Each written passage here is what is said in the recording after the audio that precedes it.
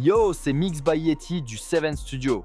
Aujourd'hui, on parle des erreurs les plus courantes que les débutants font dans les mix. Première erreur, la reverb mal dosée. Si t'en mets trop, ta voix va se fondre dans le mix et en même temps prendre beaucoup de place, comme une piscine à débordement. La reverb doit servir la chanson, pas la noyer. Ajuste sa longueur, son pré-delay et surtout son volume.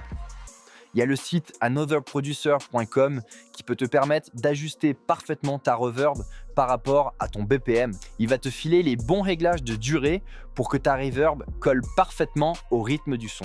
Autre erreur classique, un bas pas assez propre. Quand il est mal nettoyé et qu'il manque de définition, tout le reste perd en précision.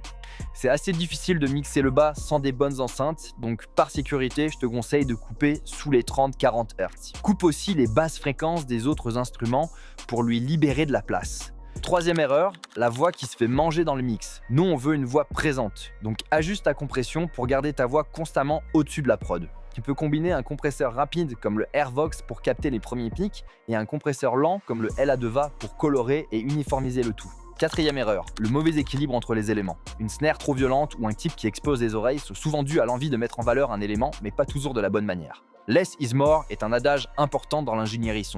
Si tu veux mettre en valeur un élément, vaut mieux baisser les autres éléments avec qui il est en conflit.